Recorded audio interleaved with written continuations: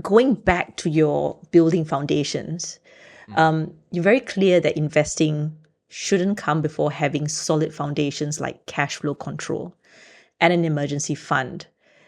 Why do foundations matter so much? Yeah, the foundations, they matter in terms of, so remember how we talked about focusing on the why as a more behavioral vibe, like a soft thing? I think the foundations are the hard considerations. So we've got a solid, practical, physical budget or spending plan. So very mechanical. Money goes in, money goes out, money goes in, money goes out. Then what we do, we know that, well, we've got X amount left over. Now we can commit that left over into investing. So it will, having that foundation in place and getting a good money system humming first works on the behavior first. Now, some people are just good with money and they don't need to work on their behavior of saving money, but they do need to work on the behavior of freaking enjoying life a little bit and spending some money. So there's that. But basically, you've worked on the behavior. So we've got good systems happening and we're regularly contributing to our investment account. We know our why. So we know that I'm not going to be broke like my parents, or I'm not going to be broke like Uncle X or Aunt Y. So basically the behavior and the mechanisms will get the money into the investment account, and knowing your why and being rock solid on why you're investing will have the money stay in the investing account. Getting invested is easy. Staying invested, that's the hard part. And again, when I've looked at books, because I've read a few, so trust me on this one, I feel like I've reviewed it, that was a point of distinction that actually stood out about if you're not getting the habit right, you're going to end up drawing on your investment and that's going to impact it. It was such particularly if it's at the wrong time, Dawn. Yeah, that's right. You need to know the strategy and what you're doing in it. And I think that flows back to maybe in the current environment that we're in with the digital space, everything needs to happen instantaneously. Like within 3 minutes, you should be able to turn around your life. But, it seems that this process of setting the foundations, doing the whys and motivations, everything that's talked about in the book. And you can look at the diagrams in the book. Like we said, around page 29, there is a diagram that actually looks at it step by step, going through the different phases. So as we're both turning to that, I'll just read it out here. So it's a flowchart diagram. Yes, that's right. Yeah. And looking at that visually as well, I think would be quite a handy thing to map out with a young person. I'll overlay this on my YouTube because this episode, I asked Dawn if I could play it on my show, and she said yes. Yeah. And also go and listen to Dawn's podcast if you're hearing this on my show. Sorry. No, that's okay. Yeah. I'll overlay it so people can see it. That's what I'm saying. Yes. They're fantastic diagrams in here that will make it easier for you to have a conversation with a young person. But back to a theme that has come through in other episodes that we've recorded is about financial experience that leads to financial capability for young people. So if they are looped into the experience of making money decisions and planning, they have a higher instance of actually being financially capable. So I think, the concepts here in the book, working through a flowchart that you have over here, just makes it a very practical conversation to have with a young person about how they are mapping out their intentional use of money. Actually, and this is how, we all get stuck in the weeds. If you want to turn to page 206, it is earlier in the book, but it's just where I found it. Yeah. I basically did a diagram of, because I'm basic, I need to see the physical. I did a diagram of how do you invest? And the first bit in the flowchart, and again, we'll pop it on the screen, know your why.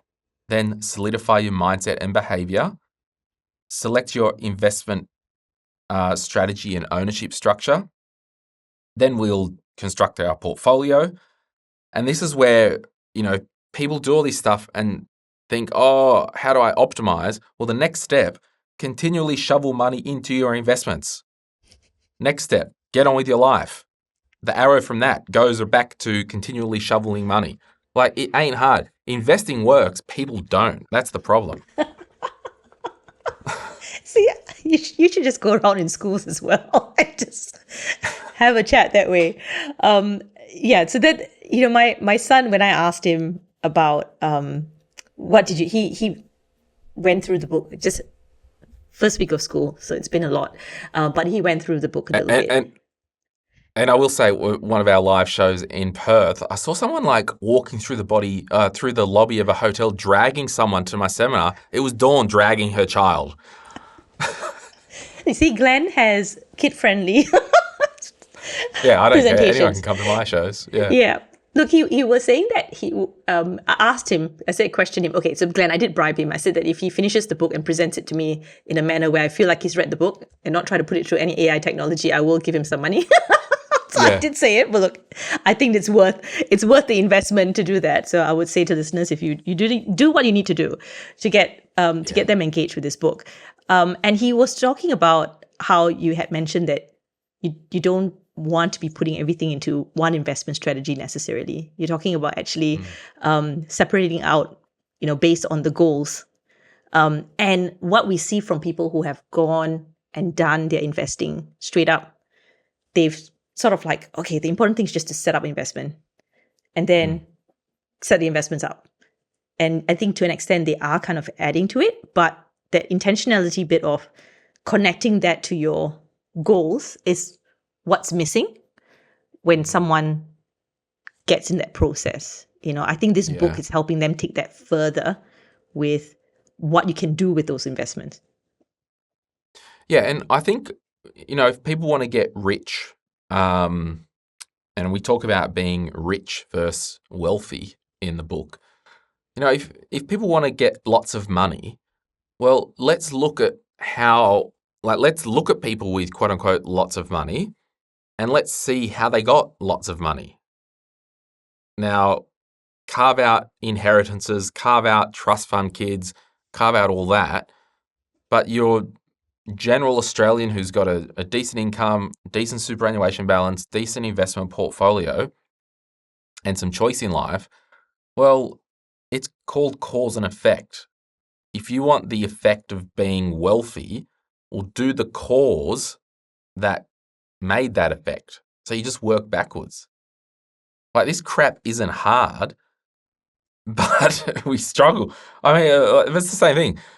People go, really fit and healthy people go, it's not hard to be fit. I'm like, yeah, it is. Yeah. But I've got crappy abs. Actually, Dawn, today I went to the physio and he's telling me this stuff about my ankle. And I'm like, are you saying I might have to do this a couple of times a week for the rest of my life? Is that what you're telling me?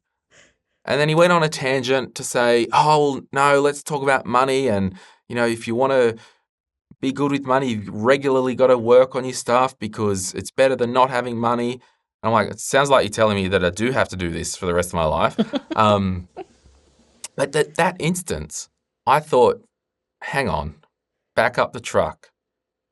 I've got a fundamental problem with my mindset in relation to that area of my life. Yeah, so I get that. I'm actually going to find a mindset coach and interview them on the podcast.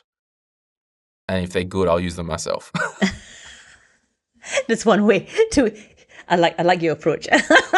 Yeah. Time well spent. Hey, it's Glen here. Thank you so much for watching today's video. You made it to the end. Can I ask a favor? Can you hit that like button and maybe hit subscribe if you want to get notified when we release further videos just like this one, whether you watch the Money, Money, Money podcast or Retire Right. And remember, if you want to learn more about investing, I've got an investing book, The Quick Start Guide to Investing, and there's a link in the description to get your hands on a copy. Thank you so much. Bye.